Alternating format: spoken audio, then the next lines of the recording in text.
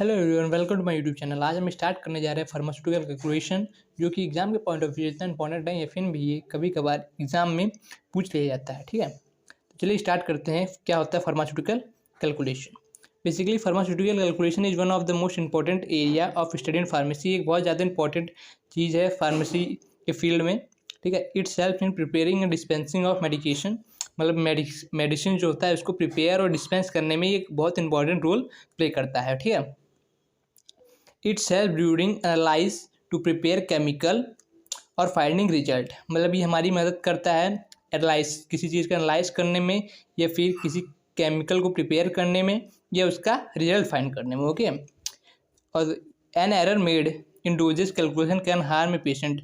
मान लीजिए हम किसी को कोई डोज दे रहे हैं तो उसको हमें फर्स्ट कैलकुलेट करना है कि इसको कितना डोज देंगे। तो इस वजह से फार्मास्यूटिकल कैलकुलेशन बहुत इंपॉर्टेंट है। अब हम किसी पेशेंट को अगर कैलकुलेट करके या फिर रॉन्ग कैलकुलेशन की मदद से हम उसे कोई डोज देते हैं तो वो उसको इफेक्ट कर सकता है या फिर उसे हार्म कर सकता है। इसलिए फार्मास्यूटिकल कैलकुलेशन एक इम्पॉर्टेंट रोल प्ले करता है फार्मेसी फील्ड में। ओके, तो यहाँ पे आता है वेट एंड मेजर। ये क्या होता है? ड्यूरिंग एनालाइज इंग्रेडिएंट्स और substance are calculated and measured accurately. जब हम एनालाइज करते हैं तो जो सब्सटेंस है उसको हम कैलकुलेट करते हैं या मेजर करते हैं। ठीक है, बेसिकली मेजर मतलब होता है नापना, किसी चीज़ का नापना, कि जैसे कि हमने दूध ले लिया, पानी ले लिया, इसको नापते हैं। और वेट बेसिकली एक यूनिट है, तौलते हैं जिसको, उसको बोलते हैं weight. So the substance are calculated in form of weight. तो जो कोई भी सब्सटेंस है वो कैसे कैलकुलेट होता है? किसके फॉर्म में? वेट के फॉर्म में। There are two types of weight and measurement. दो तरह के होते हैं ये। पहला है इम्पेरिकल सिस्टम एंड दूसरा है मैट्रिक सिस्टम। इम्पेरिकल सिस्टम है, बहुत ओल्ड है, मतलब ओल्ड सिस्टम है, ये राजाओं जाओ के ज़माने में यूज़ किया जाता था। और जो मैट्रिक सिस्टम है ये मॉडर्न सिस्टम है, यानी कि ये अभी यूज़ किया जाता है। अभी के समय में कौन सा सिस्टम यूज़ किया जाता है? Matric system. ओके, तो पहला हम पढ़ते हैं इम्पेरिकल सिस्टम क्या होता है। It is a very old system of weight and measure. मतलब कि बहुत ओल्ड सिस्टम है वेट और मेजर का। ठीक है, it is firstly defined in British weight and measure act 1824। ये सबसे पहले कब डिफाइन हुआ था? 1824 को। कहाँ पे? ब्रिटिश में। ठीक है, it is not use too much even in United state. मतलब कि ये ज़्यादा यूज़ नहीं हुआ यूनाइटेड स्टेट में भी। ठीक है, उसके बाद इन 1970 this system was replace by matric system. फिर 1970 में ये इम्पेरिकल सिस्टम ही रिप्लेस हो गया कौन से सिस्टम की जगह? मैट्रिक सिस्टम की जगह मैट्रिक सिस्टम आ गया। ठीक है, बेसिकली जो ये इम्पेरिकल सिस्टम में ये टू टाइप्स का होता है।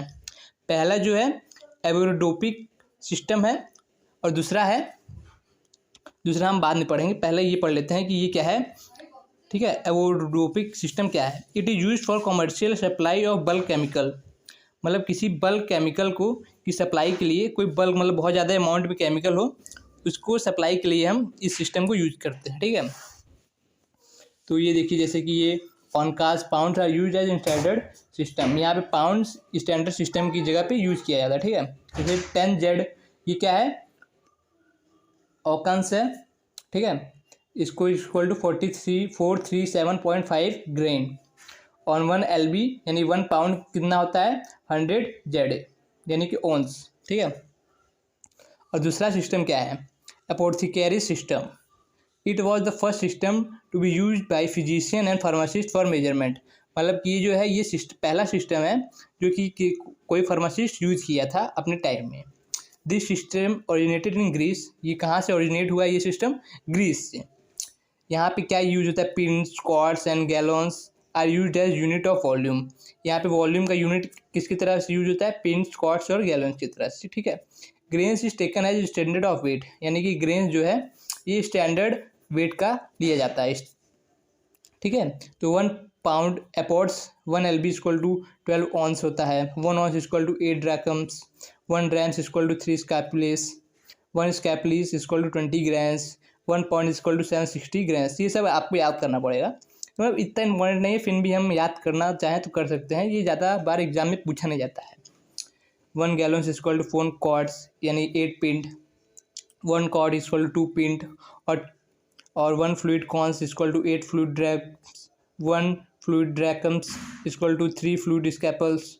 1 फ्लूइड स्कैपुल्स इक्वल टू 20 नीमस।